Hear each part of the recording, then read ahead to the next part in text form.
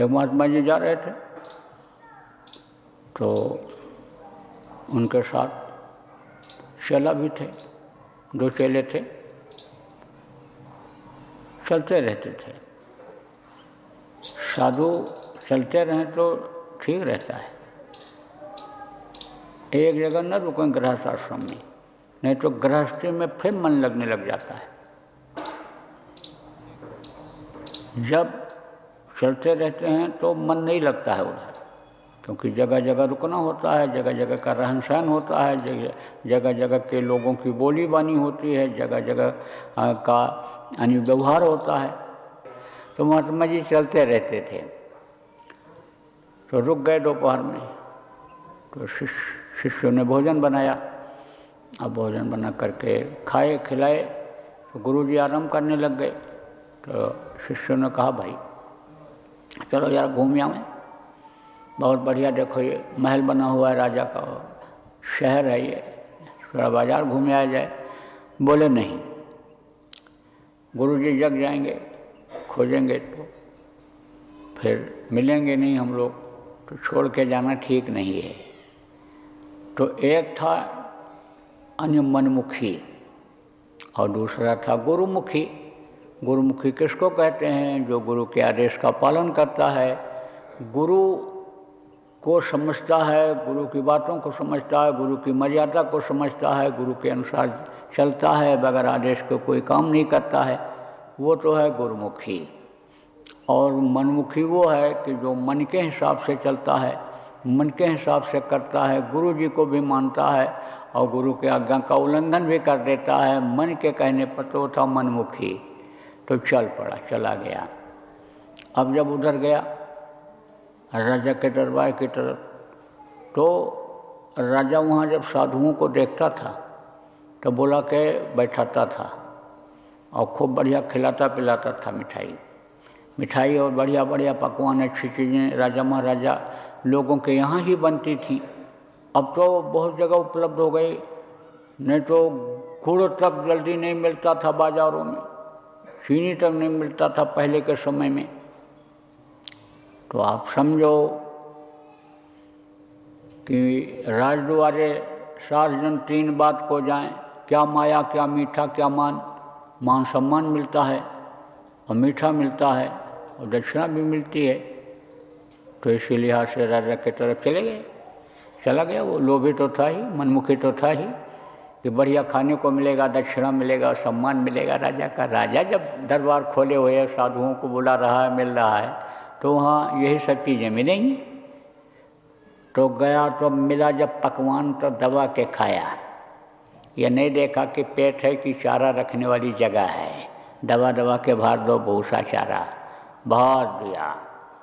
अब ये नहीं मालूम था कि ये जो खाया है ये अदा करना पड़ेगा, ये राजा की कोई मेहनत की कमाई का तो है नहीं, ये तो प्रजा का धन है, ये तो किसी तरह से लूट करके, चूस करके, दबा करके, दिल दुखा करके इन्होंने इकट्ठा कर रखा होता है।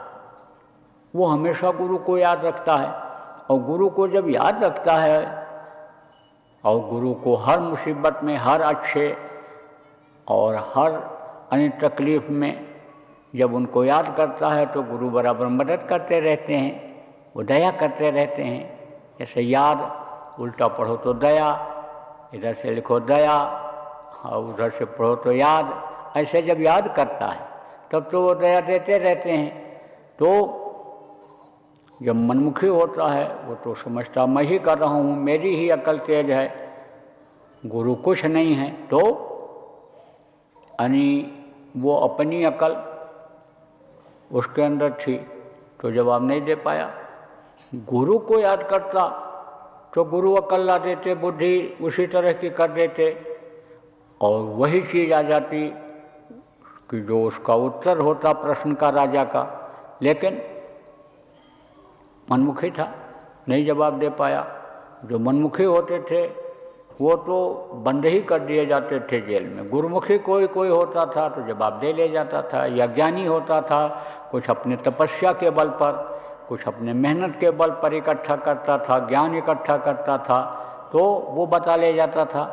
बाकी जो वेशधारी साधु थे, जो कपड़ा पहन लिए, मूड़ मुड़ा लिए, खाने को नहीं मिला तो बोले चलो घूमते रहेंगे, खाते रहेंगे, चलो अखाड़ा बना लें, चलो आश्रम बना लें, चलो मंदिर बना लें, चलो यानी जगह जगह पर अपना कायम कर लें वर्चस्व।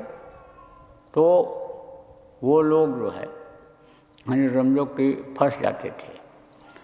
तो कई ऐसे अन्य साधु बंद हो गए जेल में। तो उस समय पर जेल में क्या करवाते थे?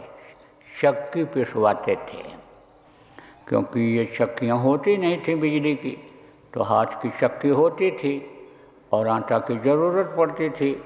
तो लोगों को आटा की ज़रूरत पड़ती थी तो गेहूं को भेज देते थे वहाँ, और आटा वो हाथ से पीस करके और बाहर भेजते थे, मार्केट में पहुँचता था, चक्की पिसवाते थे। तो वहाँ कई ऐसे साधु चक्की पीस रहे थे। वहीं यह भी पहुँच गया, इसको भी काम मिला, चल चक्की पीस। इधर गुरुजी की जब आँख खुली तो कहा वो कहाँ गया? बोला वो तो उधर बाजार की तरफ चला गया। बाजार के लिए किस लिए गया? अरे गुरुजी हमने रोका, लेकिन बोला थोड़ा घूम आऊँ, बहुत अच्छा है, राजा का महल देख आऊँ। अब उन्होंने जब ध्यान लगाया तो देखो और चेला फंस गया, वे तो चक्की पीस रहा है और हरे शिष्य धन शोक न हरे और सो गुर घोर नरक में पड़े। धन ऐठते रहो, धन ऐठते रहो, और उनकी दुख तकलीफ दूर न कर पाओ, उनको बंधन से मुक्त न करा पाओ, तो सो गुर घोर नरक में पड़े, नरक में जाना पड़ जाता है। तो आप वो तो जानकार थे, समर्थ थे। उन्होंने कहा भाई बाँह गही की लाज, जब बाँह पकड़ लिया है उसका तो अब लाज रखना पड़ेगा। जब नामदान उसको दिया है तो उसकी संभाल भी करनी पड़ेगी। तो कुछ नहीं बोले, चुपचाप चले गए उधर। उठ करके दूसरा वाला तो वहीं बैठा रहा। गुरुजी कहीं जा रहे होंगे, बगैर आदेश के कैसे जाएं, पीछे कहें तब चलें, तो अकेले चले गए। राजा ने बैठाया और फिर वही माल आ गया सामने। कहा खाओ। बोले पहले तुम अपने सवाल का जवाब ले लो। अरे बोले महाराज पहले आदर सत्कार हमारा स्वीकार करिए। बोले सवाल का जवाब जब दे लूँगा फिर विचार करूँगा। तो कहा तो फिर बताइए सत्संग का कितना बड़ा लाभ होता है।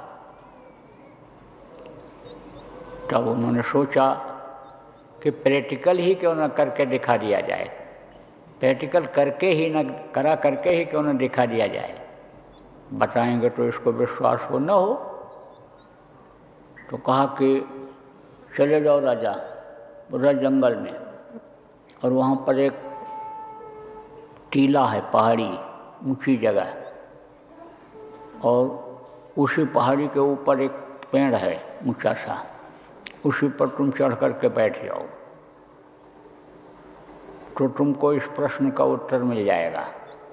तो राजा गया, चढ़ करके बैठ गया। थोड़ी देर के बाद देखता है कि एक आदमी आया और ज़मीन को बुहार करके साफ करके चला गया। फिर दूसरा आदमी आया, गलीचा कालीन बिछा करके, फर्श दरी बिछा करके वो भी चला गया।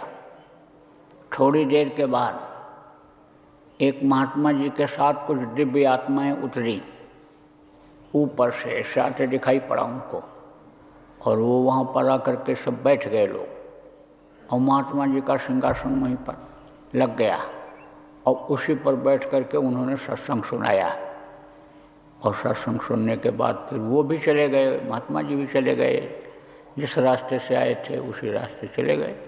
फिर वो कालीन गलीचा वाला आया उसी रास्ते से, जिधर से आया था लेकर के उसी रास्ते गया था, उसी रास्ते फिर आया और वो भी समेट करके चला गया। राजा थोड़ी देर तक और देखते रहे। जब देर लगी सोचे अब उतर करके चलें, कुछ समझ में तो नहीं आया, उतर करके चलें, महात्मा जी से पूछें। तब तक देखा कि एक काला करूटा कुरूपी आदमी आया, अंग उसके टेढ़े, और वहीं पर लोट पेट किया। लोटने के बाद जब शरीर को साफ किया, झाड़ा, तो निर्मल स्वच्छ एकदम कोमल शरीर हो गया, सुंदर सुडोल शरीर हो गया। तो राजा ने कहा, भाई ये आश्चर्य की बात, ये कैसे हो गई, ये तो अचंभा है। तो गए पूछे उससे, भाई आप कौन हो?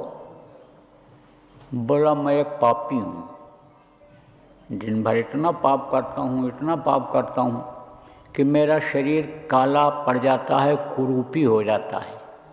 लेकिन चूँकि इस स्थान पर सत्संग होता है तो इस जमीन का इतना असर है कि यहाँ की धूल मेरे बदन में लग जाती है, तो मैं स्वच्छ निर्मल साफ हो जाता हूँ। मुझे दुर्भाग्य है, मेरे जो कर्म हैं बुरे, मेरी जो बुरी आदतें बन गई, उसकी वजह से मैं सत्संग नहीं सुन पाता हूँ, समय से यहाँ नहीं पहुँच पाता हूँ, पहले नहीं आ पाता हूँ।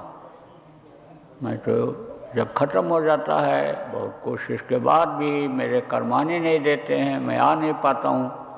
लेकिन जब ख़त्म हो जाता है, आता हूँ, मैं लौट लेता हूँ यहाँ, तो मैं निर्मल साफ फिर हो जाया करता हूँ। लेकिन आदत का गुलाम बन चुका हूँ, दूसरे दिन फिर पाप करता हूँ। फिर मन में ये सोच लेता हूँ कि वही सफाई तो वहाँ हो ही जाएगी, निर्मलता तो आ ही जाएगी। तो भाई मैं बहुत बड़ा पापी हूँ। तो राजा के समझ में ये बात आ गई, क्योंकि बुद्धिमान होते थे राजा लोग। आप समझो बुद्धि से ही राज्य को चलाते थे।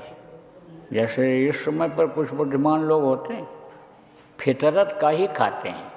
इसीलिए तो आगाह किया जाता है सत्संगियों को कि इनसे होशियार रहना, लालच में मत पड़ना, नहीं तो ये आपकी जो गाढ़ी कमाई है मेहनत की, लालच में डाल करके वो भी आपसे ले लेंगे, आप खाली हाथ हो जाओगे। इसलिए इनसे होशियार रहना। कुछ नहीं करते, बस दिमाग लगाते हैं कि किससे कहा जाए कि नौकरी के लिए पैसा दे दो और उससे ले लिया जाए, किससे कहा जाए तुम्हारा प्रमोशन करा देंगे, किससे कहा जाए लड़के का एडमिशन करा देंगे, किससे कहा जाए 4 गुना। यही दिमाग लगाते हैं, पता लगाते रहते हैं, जो जैसा रहता है उसी पैसा उसी हिसाब से ले लेते हैं। तो बुद्धि का ही बैठ करके खाते हैं, शरीर से मेहनत नहीं करते। तो बुद्धिमान तो राजा होते ही थे, तभी तो बुद्धि से चलाते थे, मेहनत नहीं करते थे, शरीर से, बुद्धि से राज्य को चलाते थे। तो बुद्धिमान तो थे ही राजा। राजा समझ गए कि सत्संग की भूमि का इतना प्रभाव है कि यहाँ लौटने से वो स्वच्छ साफ हो गया। लौट करके आए तो महात्मा ने पूछा, समझ में आया कुछ? राजा बोला, महाराज समझ में आ गया। अब दूसरा प्रश्न मेरा और है, इसका उत्तर दे दीजिए। संत के दर्शन का क्या लाभ मिलता है? बोले, राजा इसको तुम सुनना चाहोगे या इसको भी देखना चाहोगे, अनुभव करना चाहोगे? बोले, महाराज अनुभव करा दो तो बहुत अच्छी बात है, फिर तो पक्का विश्वास हो जाएगा। जैसा मैंने कहा कि आपको अंदर में अनुभूति हो गई, आप ऊपरी लोगों का नज़ारा देख लिए, भजन ध्यान करने लग गए, तो विश्वास हो जाएगा, दृढ़ता आ जाएगी, मजबूती आ जाएगी।